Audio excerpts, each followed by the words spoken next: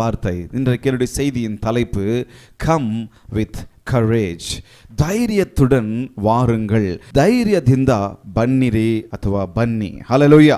தைரியத்துடன் வாங்க. இந்த தலைப்புக்கேற்ற ஒரு செய்தியை நாம் இன்றைக்கு கேட்க போகிறோம். நம்ம எல்லாருக்கும் தெரிந்த ஒரு சம்பவம். அதிலிருந்து ஒரு குறிப்பிட்ட காரியத்தை நம்ம எடுத்துக்கொள்ளலாம். மார்க் 1:40 45 வசனம் வரைக்கும் ஒரு குறிப்பிட்ட சம்பவம் இந்த இடத்திலே நடக்கிறது. கர்த்தர் இயேசு இந்த உலகத்திலே அவர் சரீர பிரகாரமாக வாழ்ந்து கொண்டிருந்த நாட்களிலே அநேக அற்புதங்களையும் அடையாளங்களையும் செய்தவராய், பிசாசுகளை துரத்தி கொண்டிருந்தவராய், தன்னுடைய சீஷர்களோடு கூட ஊழியம் செய்து கொண்டு வந்து கொண்டிருந்த போது அந்த இடத்திலே இந்த சம்பவம் நடக்கிறது. பாருங்க. அப்பொழுது குஷ்டரோகி ஒருவன் அவரிடத்தில் வந்து அவர் முன்பாக முழங்கால் படியிட்டு, உமக்கு சித்தமானால் என்னை சுத்தமாக்க உம்மால் ஆகும் என்று வேண்டிக் கொண்டான். இயேசு மனதுருகி கையை நீட்டி அவனை தொட்டு, எனக்கு சித்தம் உண்டு, சுத்தமாகு என்றார். இப்படி அவர் சொன்ன உடனே குஷ்டரோகம் அவனை விட்டு நீங்கிற்று. ஹல்லேலூயா. அவன் சுத்தமானான். அப்பொழுது அவர் அவனை நோக்கி, நீ இதை ஒருவருக்கும் சொல்லாதபடிக்கு எச்சரிக்கையாயிரு. ஆயினும் நீ போய் ஆசாரியனுக்கு உன்னை காண்பித்து, நீ சுத்தமானது நிமித்தம் மோசே கட்டளையிட்டிருக்கிறவைகளை அவர்களுக்கு சாட்சியாக செலுத்து என்று கண்டிப்பாய் சொல்லி உடனே அவனை அனுப்பிவிட்டார். இந்த இடத்துல அழகான ஒரு சம்பவம் நடக்கிறது. அவனை அனுப்பிவிட்ட பிறகு அவனோ புறப்பட்டு போய் இந்த சங்கதி எங்கும் விளங்கும்படி பிரசித்தம் பண்ண தொடங்கினான். அதனால் அவர் வெளியரங்கமாய் பட்டணத்தில் பிரவேசிக்க கூடாமல் வெளியே வனாந்தரமான இடங்களில் தங்கி இருந்தார். எத்திசையிலிருந்து ஜனங்கள் அவரிடத்தில் வந்தார்கள். இந்த சம்பவம் நம்ம எல்லாருக்குமே தெரியும். அவர் ஊழியம் செய்து கொண்டு வந்திருந்த போது குஷ்டரோகி ஒருவன் என்ன பண்றான்? ஓடி வந்து அவருடைய பாதத்தில் விழுகிறான். ஆமா, குஷ்டரோகி உடைய நிலை எப்படிப்பட்ட ஒரு நிலை? குஷ்டரோகி இவன் தான் தனிமைப்பட்டிருக்க வேண்டும். ஒருவருக்கு குஷ்டம் வந்துவிட்டால், குஷ்டரோகம் வந்துவிட்டால் அவன் என்ன பண்ணணும் அப்படின்னு சொன்னா, வேதத்தின் பிரகாரம் அவன் தனிமைப்பட்டிருக்க வேண்டும். லேவியராகமத்தில் இப்படியாக சொல்லப்பட்டிருக்கிறது. லேவியராகம் 13வது அதிகாரத்தில் 43 46 வரைக்கும் நீங்கள் குறித்து வைத்துக் கொள்ளுங்கள். 45வது வசனத்தை மாத்திரம் நான் வாசிக்கிறேன். 45 46வது வசனத்தை மாத்திரம் நான் வாசிக்கிறேன். அந்த வியாதி, அதாவது அந்த வியாதி உண்டாயிருக்கிற குஷ்டரோகி வஸ்திரம் கிழிந்தவனாயும் தன் தலையை மூடாதவனாயும் இருந்து அவன் தன் தாடியை மூடிக்கொண்டு தீட்டு தீட்டு என்று சத்தமிட வேண்டும். அந்த வியாதி அவனில் இருக்கும் நாள் வரைக்கும் தீட்டுள்ளனாக என்ன கடவன். அவன் தீட்டுள்ளவனே, ஆகையால் அவன் தனியே குடியிருக்க வேண்டும். அவன் குடியிருப்பு பாளையத்துக்கு புறம்பே இருக்க கடவது. அதாவது ஊருக்குள்ள இருக்கக்கூடாது. அவனுடைய குடியிருப்பு பாளையத்துக்கு புறம்பே இருக்கணும்.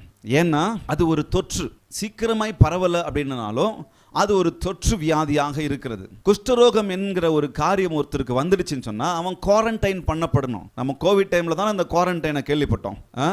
ஆனா அதுக்கு முன்னாடி இங்க பாருங்க, பைபிள்ல ஒரு சம்பவம் நடக்கிறது. மோசேக்கு ஆண்டவர் கட்டளையிட்டு இருந்தார். ஏன்னா இன்னொருத்தருக்கு அது தொற்றிக்கொள்ள கூடாது என்று சொல்லி ஆண்டவர் அப்படி கட்டளையிட்டு இருந்தார். ஆக அவங்க என்ன பண்ணணும்? பாளையத்திற்கு புறம்பே அவங்க இருக்கணும். குஷ்டரோகம் யாருக்கெல்லாம் பிடித்து இருக்கிறதோ, யாராவது அவங்க பக்கத்துல வந்தா அவங்க என்ன பண்ணணும்? நான் தீட்டு அப்படின்னு சொல்லி அவன் தன்னை விலக்கி, ஜனங்களிடத்திலிருந்து தன்னை விலக்கி, தன்னை கொஞ்சம் தூரம் இருக்கணும், கொஞ்சம் தூரம் தள்ளி வைத்துக் கொள்ளணும். நிறைய பேர் சொல்றாங்க மினிமம் 6 அடி கேப்புக்காவது இருக்கணும். புரியுதுங்களா? இப்போ கோவிட் வந்தப்போ அப்படி தானே சொன்னாங்க, இத்தனை அடி கேப்பில் இருக்கணும், மாஸ்கை போட்டுக்கணும், அதை பண்ணிக்கணும், இதை பண்ணிக்கணும்னு சொல்லி பாருங்க. இங்கேயும் அதே போல சம்பவம் இருக்கு பாருங்க. அவன் தலை என்ன பண்ணக்கூடாது? மூடாமல் இருக்கணும், தாடியை மூடிக்கணும், என்னென்னலாம் போட்டிருக்கு பாருங்க. ஆக எவ்வளோ அழகாக ஆண்டவர் தெளிவாக இந்த நாட்களில், அந்த நாட்களிலேயே ஒரு சில வரைமுறைகளை கொடுத்துருக்கார் பாருங்க. ஏன்னா அது தொற்று இன்னொருத்தருக்கு தொற்றிக்கொள்ளக்கூடாது என்று சொல்லி.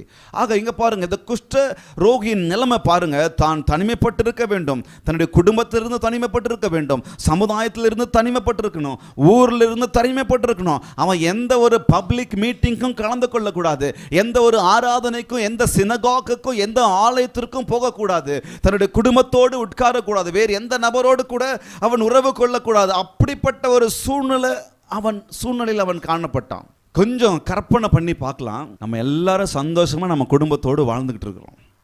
இந்த காலத்தில் இதை புரிஞ்சுக்கிறதுக்கு ரொம்ப ஈஸி.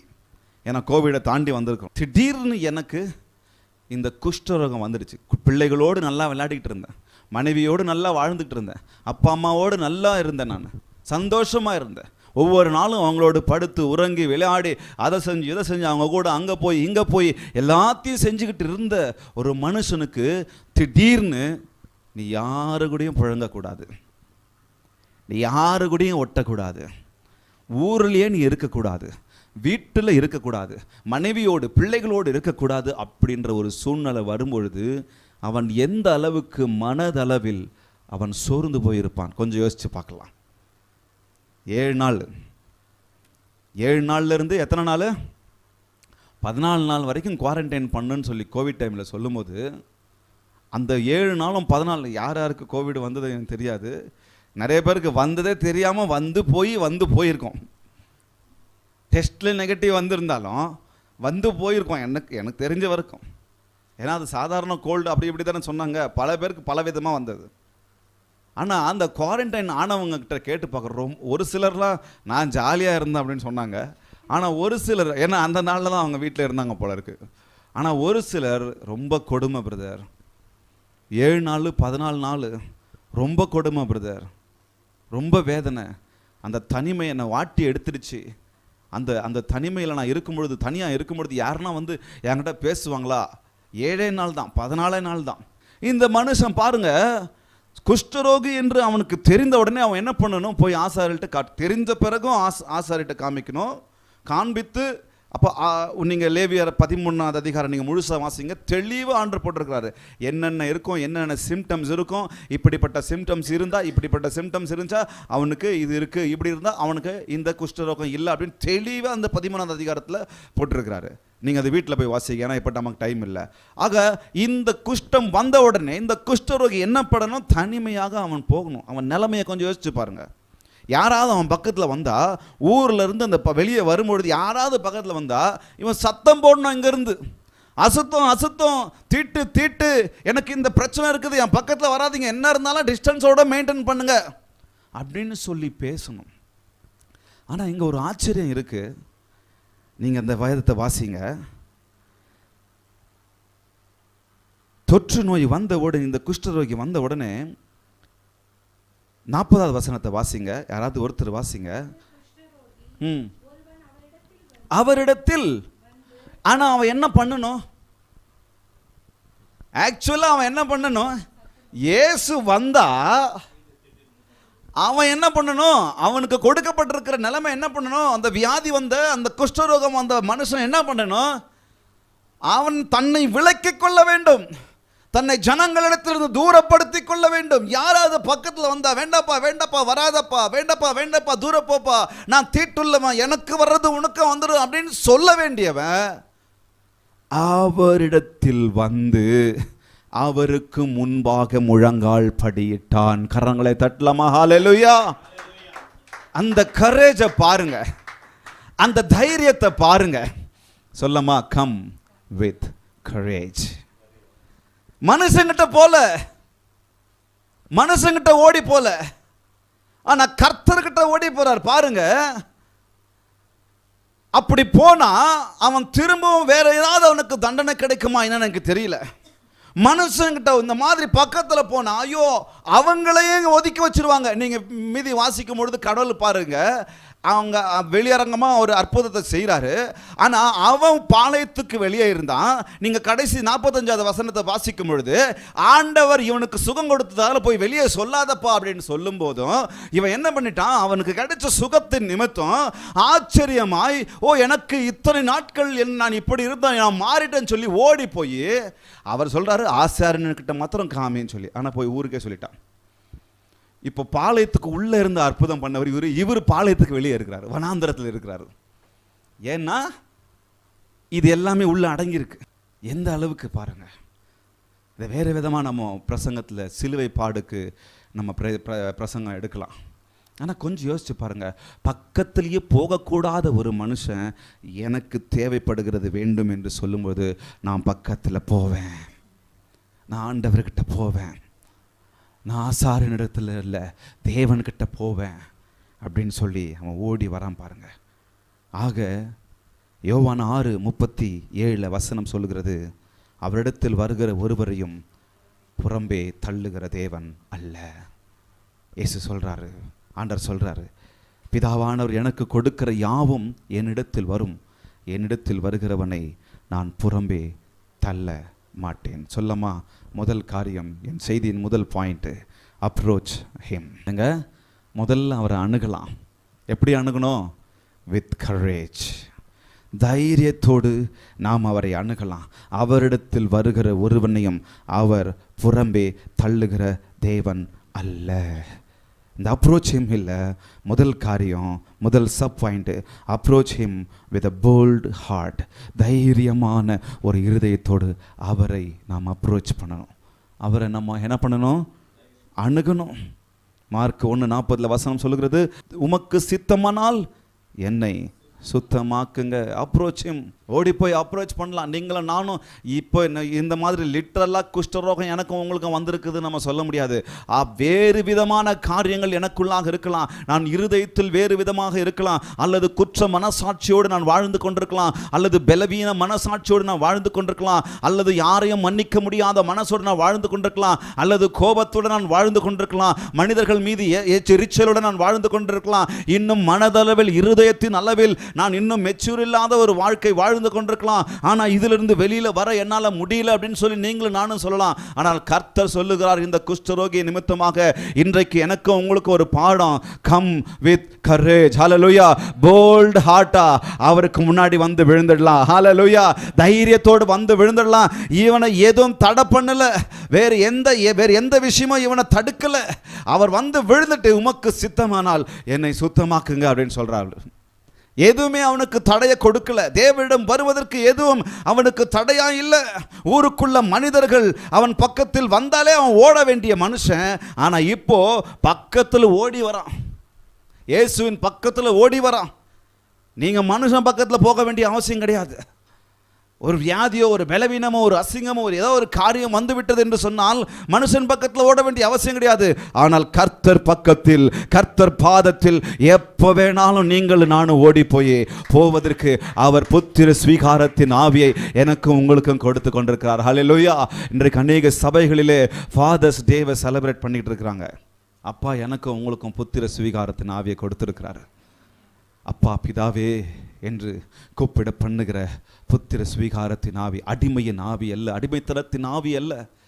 அவர் சமூகத்தில் எப்போ வேணாலும் போய் விழுந்துடலாம். அவரை அணுகுங்க.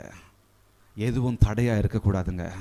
எந்த பாவமும் தடையாக இருக்கக்கூடாது, எந்த வியாதியும் தடையாக இருக்கக்கூடாது, எந்த குற்ற மனசாட்சியும் தடையாக இருக்கக்கூடாது, எந்த பலவீனமும் தடையாக இருக்கக்கூடாது.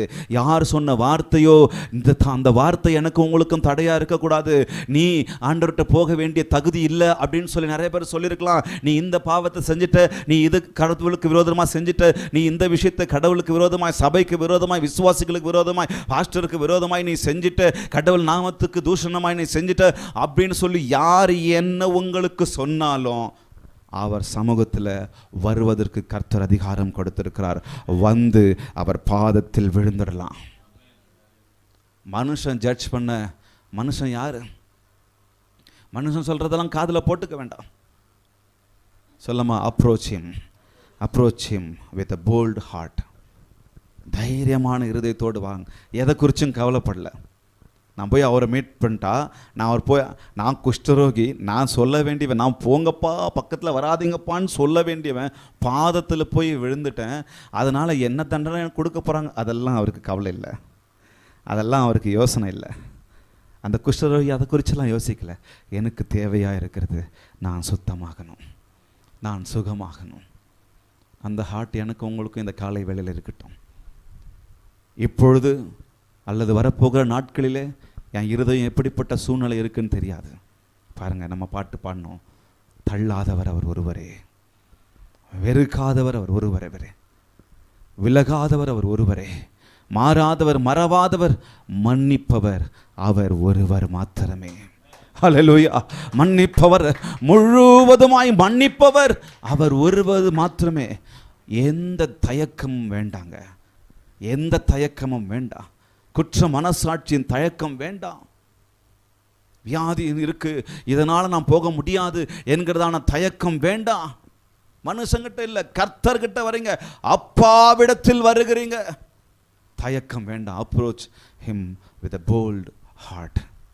தைரியமான இருதயத்தோடு, உற்சாக இருதயத்தோடு, சந்தோஷ இருதயத்தோடு அவர் சமூகத்திற்கு வரலாம். நான் எவ்வளோ பெரிய பாவியாய் இருந்தாலும் சரி, என் பாவத்தை மன்னிக்க அவர் குணமுடையவர், அவரை மனதுருக்கமுடையவராய் இருக்கிறார். ஹல்லேலூயா. மனிதர்களால் அசுத்தம் என்று எண்ணப்பட்டவனாய் என்று கருதப்பட்டவனாய் அவன் இருந்தாலும், மனிதர்களால் தள்ளப்பட்டவனாய் அவன் இருந்தாலும், கர்த்தரால் அவன் சேர்த்து கொள்ளப்பட்டவனாய் இருக்கிறான். ஹல்லேலூயா. சொல்லி யோசிச்சு பாருங்க. தள்ளிட்டாரா அவர் வந்த உடனே? அசுத்தமானவனே போயிடுன்னு தள்ளிட்டாரா? என் கர்த்தர் பாருங்க, he was moved. அவர் அப்படியே அசைக்கப்பட்டாராம். எதனால? மனதுருக்கத்தினால். இயேசு அப்படியே அசைக்கப்பட்டார் அப்படின்னு சொல்லி வேதம் சொல்லுகிறது. அவர் மனதுருகி அப்படின்னு சொல்லி வேதம் சொல்லுகிறது. ஆங்கிலத்தில் he was moved with a compassion, with compassion அப்படின்னு சொல்றாரு. அவர் அசைக்கப்பட்டார். அவர் மனதுருகி கரம் நீட்டுகிறார். கோவப்பட்டு கரம் நீட்டி தள்ளிடல. நான் எந்த சூழ்நிலையிலையும் வித் போல்ட் ஹார்ட்டோடு, ஒரு பெரிய தைரியமான இருதயத்தோடு, எப்படிப்பட்டவனாய் அவர் பாதத்தில் வந்து விழுந்தாலும் என்னை அவர் கரம் நீட்டி தொடுகிறவராயிருக்கிறார். ஹல்லேலூயா. என்னை கரம் நீட்டி தொடுகிறவராயிருக்கிறார். சொல்லமா, approach him with bold heart. முதல் பாயிண்டில் இரண்டாவது காரியம், வித் போல்ட் ஹார்ட் மாத்திரம் இல்லை, with believing heart. Approach him with a believing heart. விசுவாசமுள்ள இருதயத்தோடு அவரை அணுகணும். ரொம்ப அழகாக இருக்குங்க இது. அந்த வார்த்தையை நீங்கள் கவனிச்சிங்கன்னு சொன்னால், தியானம் பண்ணீங்கன்னா அவ்வளோ அழகாக இருக்குது. பாருங்க, 40வது வசனத்தை அடுத்து வாசிக்க முடிஞ்சா வாசிங்க. முதல்லேருந்தே வாசிங்க. ஆமாம், 1:40, மார்க் 1:40. ஒருவன்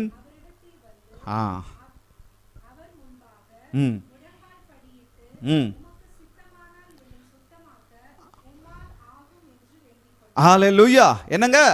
உமக்கு சித்தமானால் சுத்தமாக்கும். அடுத்த வார்த்தை மட்டும் வாசிங்க. உம்மால். என்ன சொல்றாரு பாருங்க? உம்மால். கரங்களை தட்டலாமா? என்ன சொல்றாங்க? அப்பா எனக்கு சுகம் கொடுங்கப்பான்னு சொல்லி ஜெபம் பண்ணல, உம்மால் ஆகும். இதுதாங்க விசுவாச இருதயம். கரங்களை தட்டலாமா? ஹல்லேலூயா. உம்மால் ஆகும் சொல்லலாமா? உம்மால் ஆகும். உமக்கு சித்தமானால் என்னை சுத்தமாக்க. என்ன சொல்றாரு? எங்க கேள்விப்பட்டார் எனக்கு தெரியாது, எப்படி அதை விசுவாசிச்சா எனக்கு தெரியாது. பாளையத்திற்கு புறம்பே இருந்த மனுஷனுக்கு இந்த விசுவாசம் வந்தது எப்படி என்று எனக்கு தெரியாது. ஏன்னா கர்த்தர் ஒவ்வொரு நாளும் அவர் தெருவா சுத்தி சுத்தி நன்மை செய்கிறவராய், சுகத்தை கொடுக்கிறவராய், பிசாசுகளை துரத்துகிறவராய், போனதை வந்ததை அவன் கேள்விப்பட்டிருக்கலாம். உடனே சொல்றாரு, அந்த அதிகாரத்தை அவர் முகத்தில் பார்த்திருக்கலாம். இவர் சுகத்தை கொடுக்க, அற்புதத்தை செய்ய அவர் வல்லமை உள்ளவர் என்பதை அவர் அறிந்திருக்கிறார். இந்த இடத்துல சொல்றார் பாருங்க, உமக்கு சித்தமானால் என்னை சுத்தமாக்க உம்மால் ஆகும். சொல்லமா? உம்மால் ஆகும். என்ன சொல்லமா? உம்மால் ஆகும். இந்த வார்த்தை எவ்வளவு அழகா சொல்றாரு பாருங்க. வேற எந்த வார்த்தை யூஸ் பண்ணல. உம்மால் ஆகும். கரங்களை தட்டலாமா? என்ன விசுவாசம் பாருங்க, என்ன அமேசிங் விசுவாசம் பாருங்க. அந்த பலவீனத்துல அவன் தனிமைப்பட்டிருந்த ஒரு மனுஷனா இருந்தாலும் விசுவாசத்தை விட்டுடல. அவன் பலவீனப்பட்ட ஒரு மனுஷனா இருந்தாலும், பாளையத்திற்கு புறம்பே சோர்ந்து போன ஒரு மனுஷனா இருந்தாலும், மனுஷர்களால் தள்ளப்பட்ட ஒரு மனுஷனா இருந்தாலும் இந்த விசுவாசத்தை விடல. போல்ட் ஹார்ட்டோடு வந்தது மாத்திரம் இல்ல, உமக்கு சித்தமானால் என்னை சுத்தமாக்க உங்களால் தான் ஆகும். இந்த இருதயம் வேணும் எனக்கு. உங்களால் என்ன சுத்தமாக்க ஆகும் ஆண்டவரே அப்படின்னு சொல்லி நம்ம சொல்லலாம். நீங்கள் குணமாக்க வல்லவர் என்று அவனுக்கு அதிகமாய் தெரிந்திருக்கிறது. நீங்கள் விரும்பினால் எனக்கு சுகம் கொடுங்கப்பா, என்னை சுத்தமாக்க உம்மால் மாத்திரம்தான் ஆகும்னு சொல்லி அவ்வளவு அழகாக வேண்டிக் கொள்கிறார். என் ஜெபத்தில் என் வார்த்தைகளை பிரயோகிப்பது மிக மிக அவசியம். சில சமயத்தில் ஜெபம் பண்ணும்போதே நம்ம ஜெபம் பண்ணுவோம், எப்படி சொல்லுங்கள் வேண்டிக் கொள்வோம், அதில் விசுவாசமே இருக்காது. ஏதோ சொல்கிறோம், சொல்லிடலாம், சொல்லி வச்சிடலாம். அவருக்கு இஷ்டம் இருந்தால் பண்ணட்டும், முடிஞ்சா பண்ணட்டும். 10ஓட 11 சொல்லி முடிச்சிடலாம். அப்படி இல்லை, உமக்கு சித்தமானால் என்னை சுத்தமாக்க உம்மால் ஆகும், உம்மால் ஆகும். இந்த இருதயம் வேணும் எனக்கு. என்னுடைய எந்த சூழ்நிலையும் மாற்ற உம்மால் ஆகும் என்கிற விசுவாசம் எனக்கு வேணும். அந்த குஷ்டரோகிக்கு இருந்த இருதயம் அப்படித்தான். என்னை சுத்தமாக்க ஆகும். இந்த இருதயம் என்னுடைய எந்த பெரிய வியாதியையும் சுத்தமாக்க, சுகமாக்க, மாற்ற உம்மால் ஆகும் என்கிற அந்த ஒரு விசுவாசம் எனக்கு உங்களுக்கு வேணும். என்னுடைய எந்த பெரிய கடன் பிரச்சனைகளையும் விடுதலையாக்க, அதிலிருந்து விடுதலையாக்க, அதிலிருந்து மாற்றத்தை கொண்டு வர உம்மால் ஆகும். அந்த விசுவாசம் எனக்கு வேணும். எனக்கு பாருங்க, விசுவாசம் இல்லாததுனால தான் விசுவாசியும் விழுந்து போகிறான். விசுவாசம் இல்லாததுனால எத்தனையோ பேர் தற்கொலைக்கு நேராக போகிறாங்க. ஒரு கடனுக்காக குடும்பமே தற்கொலைக்கு நேராக போகிறது. குடும்பமே தற்கொலை செய்து மடித்துக் கொள்கிறது. 2 மாதத்துக்கு முன்னாடி ஒரு நியூஸ் வாசித்தேன். கடன் வாங்கினது நீ, கடனை வாங்கி அதை கட்ட உனக்கு தெம்பு இல்லை, அந்த கட்ட தெம்பு இல்லாததுனால நீ கடனை நீ கட்டலை, அதை அடைக்கலை, வேலை ஒழுங்காக செய்யலை, போய் நீங்கள் 2 பேரும் செத்து போகிறத விட்டு கூட இருந்த 2 பெண் பிள்ளைகளையும் போய் கூட தற்கொலை பண்ணிட்டு செத்தாங்க. கடன் எப்படி கில் பண்ணுது பாருங்க எல்லாரையும். மேற்கொள்ள கர்த்தர் இருக்கிறார், பெலன் கொடுப்பா. அவன் அந்நியன் தெரியாது, ஆனால் விசுவாசியை இன்னைக்கு நிறைய செய்கிறாங்களே. அப்போ எவ்வளோ மோசமான சூழ்நிலை. ஆனால் இந்த காலை வேளையில் இந்த குஷ்டரோகி நிமித்தமாய் ஒரு பாடம், உம்மால் ஆகும். ஹல்லேலூயா. உம்மால் ஆகும். அவனுக்கு தெரியும், அவரால் ஆகும்னு அவருக்கு தெரியும். அந்த தைரியம் பாருங்க, அந்த விசுவாசம் பாருங்க, எவ்வளவு போல்ட் ஹார்ட் பாருங்க, எவ்வளோ பிலீவிங் ஹார்ட் பாருங்க. உம்மால் ஆகும் ஆண்டவரே, சித்தமானால் சுத்தமாக்குங்க. இந்த வார்த்தையும் சொல்லி சொல்றாரு பாருங்க. ஏன்னா அவருக்கு மரியாதை கொடுக்கணும். ஆண்டவரே, உங்களுக்கு இஷ்டம்னா எனக்கு சுகம் கொடுங்கப்பா. நான் குஷ்டரோகிப்பா, நான் தள்ளப்பட்டவனா இருக்கிறேன்ப்பா, நான் பலவீனப்பட்டவனா இருக்கிறேன்ப்பா, நான் மோசமான சூழ்நிலை இருக்கிறேன்ப்பா. முழுசுமா நீங்கள் மூணு காஸ்பல் புக்கில் இது கொடுக்கப்பட்டிருக்கிறது. யோவானில் இல்லை, மீதி இருக்கிற 3 காஸ்பல் புக்கில் இருக்குது. அதில் அவங்க தெளிவாக சொல்கிறாங்க, இவருக்கு முழுவதுமாய் ஆகிட்டு இருக்கு. தலை முதல் முடி முதல் அடிவரை அவ்வளவு குஷ்டம், அதிகமான கடைசி ஸ்டேஜில் இருக்கிறாங்க இவங்க. இவர் சொல்கிறாரு, உங்களுக்கு சித்தம்னா எனக்கு சுகத்தை கொடுங்க. ஏன்னா அவனுடைய நிலையும் தெரியும், அதே சமயத்தில் கர்த்தர் யார் என்பதையும் அவன் அறிந்திருக்கிறான். ஹல்லேலூயா. அதனால சொல்கிறார், உம்மால் ஆகும். எந்த சூழ்நிலையிலும் இந்த வார்த்தையை நம்ம பயன்படுத்தலாம். உம்மால் ஆகும். எந்த காரியமாக இருந்தாலும் உம்மால் ஆகும். எவ்வளோ பெரிய வியாதியாக இருந்தாலும் உம்மால் ஆகும். அப்போ நம்ம என்ன பண்ணுறோம், இது உம்மால் ஆகும் சொல்லி அவரை என்கரேஜ் பண்ணல, உம்மால் ஆகும் சொல்லி நான் பிலீவ் பண்ணுறேன். நான் பிலீவ் பண்ணுறத அவருக்கு தெரிவிக்கிறேன். கரங்களை தட்டலாமா? ஹல்லேலூயா. அப்போ உங்களால் ஆகும் அப்படின்னு சொல்லி நான் அவரை என்கரேஜ் பண்ணல. அவரை என்கரேஜ் பண்ணுறதுக்கு நீங்களும் நானும் யார் இல்லை. அதை சொல்கிறது நிமித்தம் நான் என்ன சொல்ல வரேன், நான் உங்களை விசுவாசிக்கிறேன், உங்களால் ஆகும் என்று. ஹல்லேலூயா. இதுதான் எனக்கு வேணும். சொல்லமா? Approach him. அப்புறம் அப்ரோச் பண்ணுறதுக்கு தயங்காதீங்க, கர்த்தர்கிட்ட வர்றதுக்கு தயங்காதீங்க. Come with courage, come with courage. தைரியத்துடன் வாங்க, தைரியத்துடன் வாங்க. தைரியமாக வரலாம், மனுஷங்கிட்ட வரலாம், நீங்களும் நானும் கர்த்தர்கிட்ட வரோம், இயேசுகிட்ட வரோம். எதுவும் என்னையும் உங்களையும் தடுக்கக்கூடாது. என் சமுதாய சூழ்நிலை என்னையும் உங்களையும் தடுக்கக்கூடாது. மனிதர்கள் என்னையும் உங்களையும் தடுக்கக்கூடாது. என் குற்ற மனசாட்சி என்னையும் உங்களையும் தடுக்கக்கூடாது. என் கூச்சமான குணம் என்னையும் உங்களையும் தடுக்கக்கூடாது. கர்த்தர் சமூகத்திற்கு வருவதற்கு, கர்த்தரிடத்தில் மன்னிப்பு கேட்பதற்கு, கர்த்தரிடத்தில் வேண்டிக் கொள்வதற்கு, ஜெபிப்பதற்கு எதுவும் தடையா இருக்கக்கூடாது. Come with courage. கர்த்தர் சமூகத்தில் தைரியமாக விழுந்துடலாம் எந்த சூழ்நிலையிலையும். என்ன கர்த்தர் என் கரத்தை பிடிச்சிருவார், என்னை தள்ள மாட்டார், என்னை ஒதுக்க மாட்டார், என் சூழ்நிலையை பார்த்து அவர் என்னை வெறுக்க மாட்டார். ஏன்னா அவர் நேற்றும் இன்றும் என்றும் மாறாதவராக இருக்கிறார். அவர் மன்னித்தவர், மன்னிப்பார், நாளைக்கு மன்னிப்பார். ஹல்லேலூயா. மன்னிக்கிறவர் அவர். அவர் சமூகத்தில் ஒப்புக்கொடுக்கலாம். 2வது காரியம், அப்ரோச் ஹிம் மாத்திரமில்லை, ஆஸ்க் ஹிம். உங்களுக்கு அந்த ரைமிங்கில் அந்த அந்த ஒரே வேர்டில் வரணுன்றதுக்காக இந்த வார்த்தைகளை நான் கொடுத்துருக்குறேன். ஆஸ்க் ஹிம், அவரிடம் கேளுங்கள். அவரிடம் கேளுங்கள். யார்கிட்ட கேட்கணும்? அவர்கிட்ட கேட்கணும். ஓடி வராரு. கூட சீசர்கள் இருக்கிறாங்க, ஆனால் சீசர்கள் பக்கம் ஓடலை. இவர் யார் பக்கம் ஓடுறாரு? இயேசுக்கிட்ட தான் ஓடி வராரு. அப்போ சொல்லலாம், ஆஸ்க் ரைட் திங். சொல்லமா?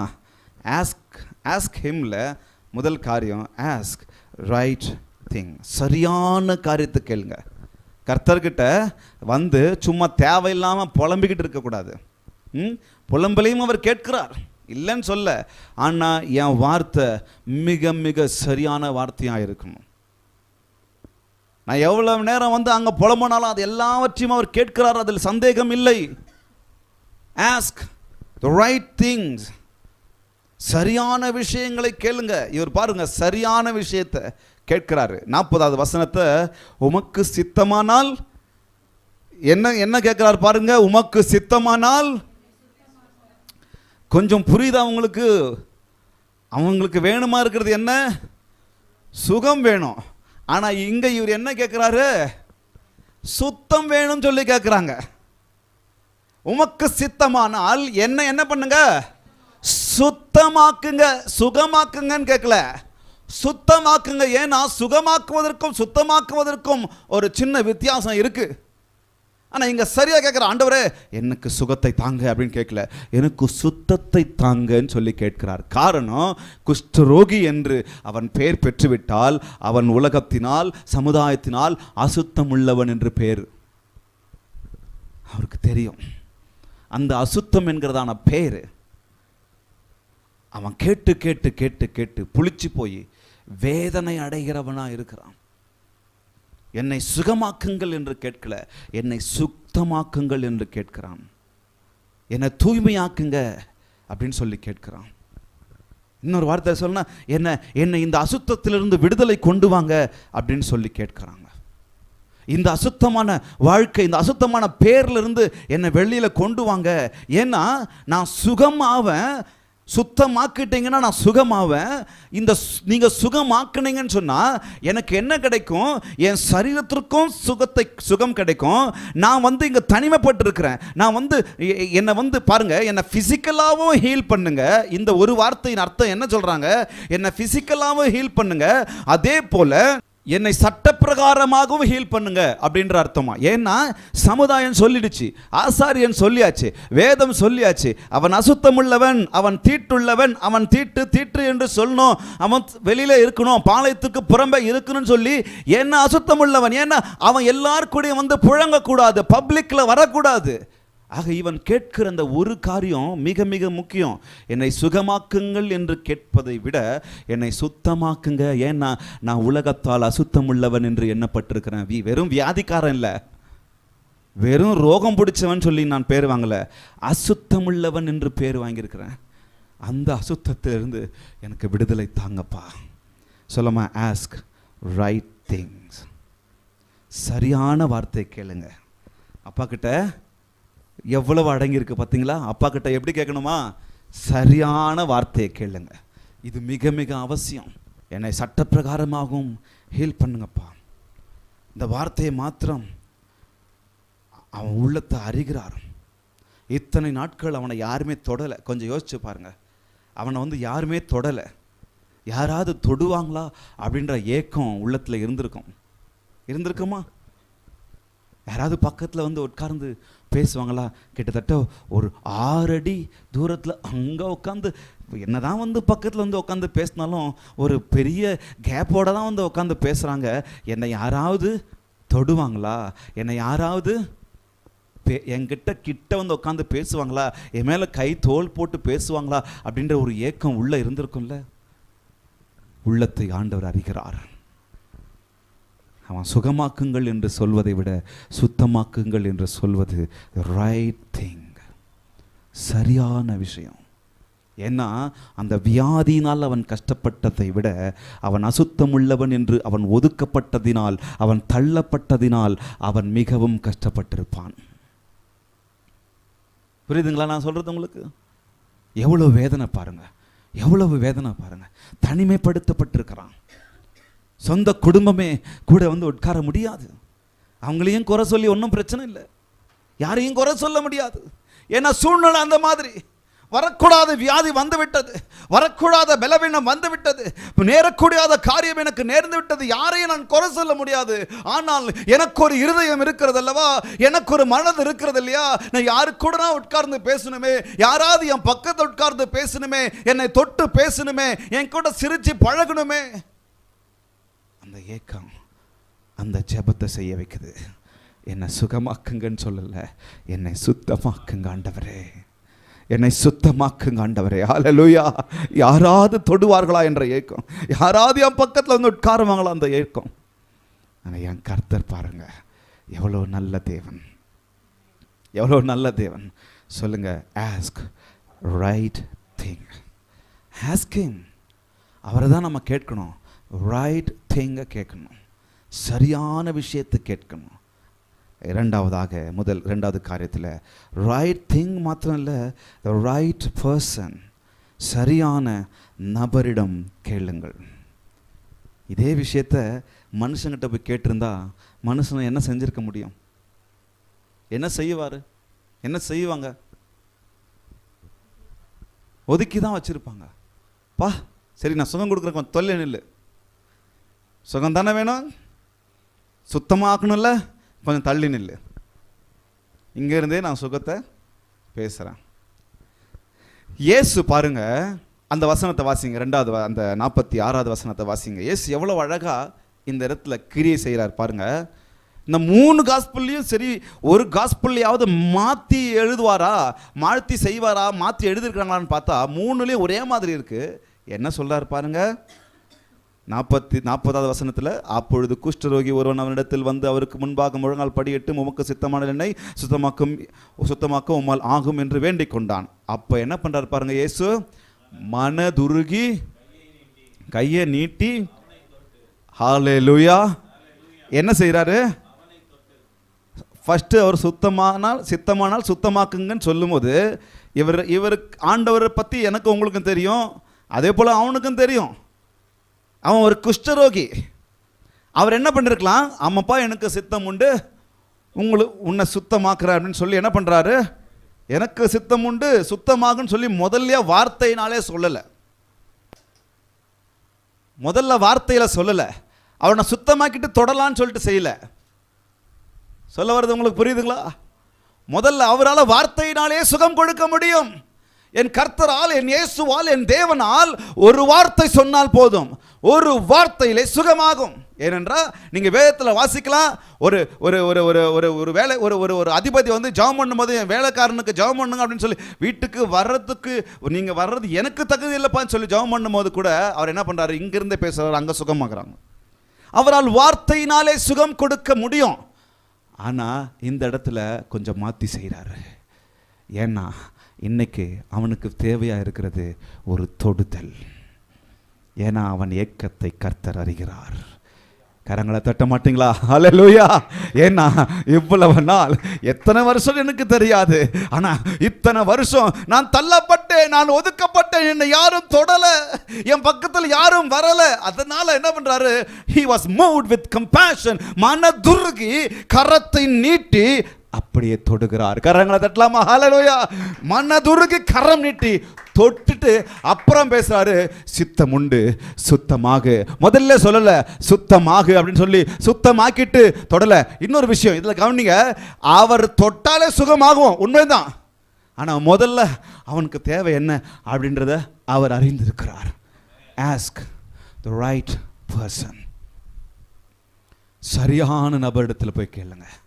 யார் தெரியுமா சரியான நபர்? இந்த தேவாதி தேவனாகிய என் இயேசு மாத்திரம்தான். ஹல்லேலூயா. எனக்கு என்ன தேவை என்பதை என் தேவன் மாத்திரமே அறிந்திருக்கிறார். ஹல்லேலூயா. நான் கேட்பதிலிருந்து, என் முகத்தை பார்ப்பதிலிருந்து, என் இருதயத்தை ஆராய்ந்து அறிந்திருப்பதிலிருந்து அவருக்கு மாத்திரம்தான் தெரியும். மனுஷனுக்கு தெரியாது, பாஸ்டருக்கு தெரியாது, தீர்க்கதரிசிக்கு தெரியாது, என் கர்த்தருக்கு தான் தெரியும். எனக்கு எப்போ என்ன வேணும், எது வேணும், ஒரு தொடுதல் வேண்டுமா, ஒரு வார்த்தை வேண்டுமா, ஒரு அரவணைப்பு வேண்டுமா, ஒரு ஆறுதல் வேண்டுமா, ஒரு சமாதானம் வேண்டுமா, எப்போ வேணும், எப்படி வேணும்னு சொல்லி அவருக்கு மாத்திரம் தான் தெரியும். அதனால தான் நான் சொல்கிறேன், ஆஸ்க் த ரைட் பர்சன். போய் எப்போ பார்த்தாலும் பாஸ்டர்கிட்ட ஜாம் பண்ணணும் இல்லைன்னு சொல்லலை. பாஸ்டர்கிட்ட ப்ரேயர் ரிக்வெஸ்ட் கொடுங்க, நல்லது. நீங்கள் ஒருத்தரே போராடுறதுக்கு ஆண்டவர் சமூகத்தில் ப்ரேயர் ரிக்வெஸ்ட் கொடுத்து ஜெபம் பண்ணுங்க, நல்லது. ஆனால் நிறைய பேர் அவங்க ஜெபம் பண்ணவே மாட்டாங்க. பழைய ஆசாரியர்களாகவே இன்னும் பாஸ்டர்களை வச்சிருக்கிறாங்க. அவங்க ஜெபம் பண்ண மாட்டாங்க. பாஸ்டர்கிட்ட சொல்லிட்டு அவர் பண்ணிக்குவார். இல்லைங்க, நாங்கள் பண்ணுறோம், நம்ம பண்ணலாம். ஆனாலும் the right person, the one and only Jesus, hallelujah, இயேசு மாத்திரமே the right person. காரணம், இந்த இடத்துல எவ்வளவு அழகாய் ஆண்டவர் திட்டம் தெளிவாய் சொல்லுகிறார். நீங்கள் 3 காஸ்பல்லையும் வாசிச்சு பாருங்க. அவர் தொடுறாரு.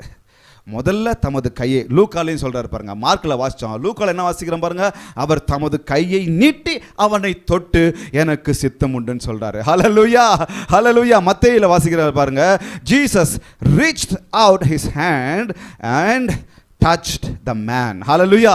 திரும்பவும் கையை நீட்டி தொடுறாரு. அதன் பிறகுதான் சொல்றாரு, I am willing, he said, be clean. Ask the right person. சரியான நபர்கிட்ட கேட்கலாம். ஏன்னா சரியானதை அவர் மாத்திரம்தான் கொடுக்க முடியும். மனுஷன் உங்களுக்கு ஒரு வியாதியோ, உங்களுக்கு ஒரு பலவீனமோ அப்படின்னு ஏதாவது நடக்கும்போது, குடும்பத்தில் ஏதாவது சண்டை சச்சரவு பிரச்சனைகள் சமாதானம் ஏதாவது நடக்கும்போது பாஸ்டர்கிட்ட தெரிவிங்க, ரொம்ப நல்லது. ஆனால் முதல்ல கர்த்தர்கிட்ட தெரிவிங்க முதல். ஏன்னா அவர் தான் ரைட் பர்சன். கண்டம் பண்ணாதவர், கிரிட்டிசைஸ் பண்ணாதவர், முழுசாக புரிஞ்சவர், முழுசாக அறிஞ்சவர். இந்த சாதாரண குஷ்டரோகியின் ஜெபத்தில் இவ்வளவு ஆழமான அர்த்தங்கள் எனக்கு உங்களுக்கு இருக்கிறது. எவ்வளோ மோசமான சூழ்நிலை, எவ்வளோ பலவீனமான சூழ்நிலை. ஆனால் கடைசியில் என்ன தெரியுமா சொல்லுது, அவன் அப்பொழுதே சுத்தமானான். என்ன சொல்லுகிறது 42வது வசனத்தில், இப்படி அவர் சொன்ன உடனே, எப்படி சித்தம் உண்டு சுத்தமாகு என்றார். இப்படி அவர் சொன்ன உடனே குஷ்டரோகம் அவனை விட்டு நீங்கிற்று. அவன் சுகமானான், இல்லை சுத்தமாயிட்டான். சுத்தமானது நிமித்தம் ஓடி போகிறாரு, ஊருக்கெல்லாம் சொல்கிறாரு. சொல்லாத அப்படின்னு சொன்னாலும், ஏன்னா அவருக்கு தெரியும் சுவிசேஷம் சொல்ல விடாமல், ஊழியம் செய்ய விடாமல் நடத்திக்கிட்டு இருக்கிறாங்க. இப்போ நீ போய் சொன்னோன்னா பல விதமாக யோசிப்பான். அவன் தொட்டுட்டாரா அப்படின்னு கூட யோசிப்பான். ஊழியம் நான் செய்யணும், ஸோ அதனால் போய் சொல்லாத, ஆசாரியன்கிட்ட மாத்திரம் காண்பி. ஏன்னா நீ சரியாயிட்ட அப்படின்றது ஆசாரியன்ட்டு காமிச்சு அவர் ஓகே சொன்னவர் தான் ஊருக்குள்ளே வர முடியும். ஏன்னா சட்ட பிரகாரம் அவங்க தான் ஊருக்குள்ளே கொண்டு வர முடியும். ஸோ அதனால் ஆசாரியன்ட்ட காமி. ஆனால் வேற எங்கேயும் போய் சொல்லாத. ஆனால் போய் எல்லார்கிட்டையும் சொல்லிட்டாப்புல. Come with courage. இந்த காலை வேளையில் என்னையும் உங்களையும், உங்கள் இருதயத்தை என் இருதயத்தை ஆண்டவர் ஆராய்ந்து பார்க்க சொல்லுகிறார். லிட்ரலாக எனக்கும் உங்களுக்கும் குஷ்டமோ அல்லது வேறு வியாதியோ இல்லாமல் இருக்கலாம். ஆனால் எவ்வளவு அசுத்த இருதயம் உள்ளவனாய் நான் இருக்கிறேன், எவ்வளவு அசுத்தமுடையவனாய் நான் இருக்கிறேன். என் கண்களில், என் செவிகளில், என் நாவில், என் இருதயத்தில், என் சிந்தையில், என் மனதில் எவ்வளோ அசுத்தமுள்ளவனாய் நான் இருக்கிறேன். தெரிஞ்சு நம்ம அப்படியே இருக்கலாம், அதை தெரிந்தும் தெரியாதது போல நடித்து கொண்டு ஒருவேளை நம்ம அப்படியே இருக்கலாம். ஆனால் இந்த காலை வேளையில் கர்த்தர் எனக்கும் உங்களுக்கும் இந்த மனுஷன் மூலமாய் ஒரு விஷயத்தை சொல்கிறாரு. ஒருவேளை பயந்து நீங்கள் அப்படியே இருக்கலாம், தயங்கி நீங்கள் அப்படியே இருக்கலாம். Come with courage. தைரியத்துடன் வந்துடலாம். அப்பா நம்ம தள்ள மாட்டார். ஹல்லேலூயா. அப்பா நம்மளை வெறுக்க மாட்டார். அவர் மாறாதவர். அவர் மன்னிக்காமல் விட மாட்டார். அவர்கிட்ட வந்துட்டா போதும். அவர் நேசிக்கிறாயான்னு கேட்டுக்கிட்டு தான் போகிற பேதர்கிட்ட. நேசிக்கிறேன்னு சொன்னாதான் பெரிய காரியத்தை என்னை உங்களையும் வச்சு செய்வார். அந்த ஒரு விஷயந்தான், நீங்கள் வரீங்களா நான் வரேனா அப்படின்றதான் அவர் யோசிக்கிறார். ஏன்னா அவர் ஜென்டில் காட். எல்லாருக்கும் அவர் எல்லாவற்றையும் வைத்திருக்கிறார். ஆனால் அவரிடத்தில் வந்து கேட்கும்போது அதை கொடுக்கிறவராக இருக்கிறார். அது என்ன வேணாலும் இருக்கட்டும், கர்த்தர் மாற்றுவார், கர்த்தர் தேற்றுவார். என்னை விட்டு விலக மாட்டார், என்னை விட்டு தள்ளிட மாட்டார். மனுஷங்கிட்ட போனோம், வேறு எந்த மனுஷங்கிட்ட போனோம், நம்மளை கிரிட்டிசைஸ் பண்ண ஆரம்பிச்சிருவான். அவன் முன்னாடி சிரித்து பேசிடுவான், ஆனால் நம்மளை கிரிட்டிசைஸ் பண்ண ஆரம்பிச்சிடும். அதனால தான் அப்படி ஆச்சு, இதனால தான் அப்படி ஆச்சு, அந்த செஞ்சாங்க அதனால தான் ஆச்சு, எவ்வளோ சொன்னால் அதை பண்ணிட்டாங்க, எவ்வளோ சொன்னால் இதை மாற்றலை, எவ்வளோ சொன்னால் சபைக்கு வரல. ஆனால் கர்த்தர் ஒன்றும் சொல்ல மாட்டார். உடனே கையை நீட்டுவார், உடனே தொட்டுடுவார், உடனே சுத்தமாக்கிடுவார். ஹல்லேலூயா. எப்படிப்பட்ட இருதயம் உடையவர்களாக இருந்தாலும் சரி, கம் வித் கரேஜ். அவர் சமூகத்தில் ஒப்பு கொடுக்கலாமா? உலகம் எல்லாம் மாயை ஐயா, உறவுகள் எல்லாம் காணலையா,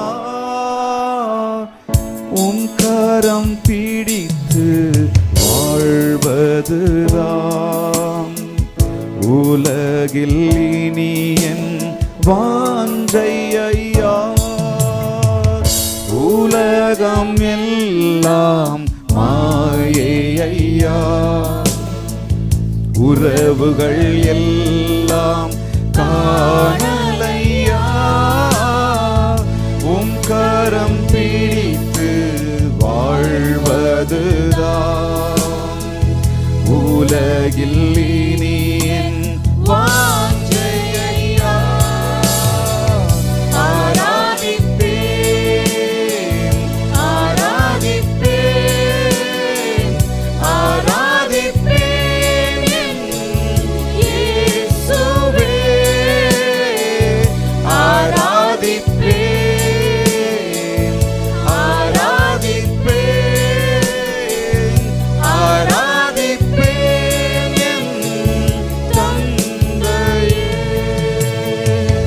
மனிதர்களால் நான் தள்ளப்பட்டே, மனங்களினால் நான் வெறுக்கப்பட்டேன், மனமடிவடைந்து நின்ற என்னை மார்போடு சேர்த்து அணைத்து கொண்டீ. சொல்வோமாம், மனிதர்களால் நான் ஒப்பு கொடுக்கிறவங்க மாத்திரம் எழுந்து நின்று பாடலாமா? மனங்களினால் நான் வெறுக்கப்பட்டேன், மனமடிவடைந்து நின்ற என்னை மார்போடு சேர்த்து அணைத்தவர். கரங்களை அசைத்து சொல்லுவோம், ஆராதிப்பேன், ஆராதிப்பேன், ஆராதிப்பேன் இயேசுவே, ஆராதிப்பேன், ஆராதிப்பேன், ஆராதிப்பேன், ஆராதிப்பேன் தந்தையே. தள்ளாதவர், வெறுக்காதவர், விலகாதவர் என் இயேசுவே, மாறாதவர், மறவாதவர், மன்னிப்பவர்,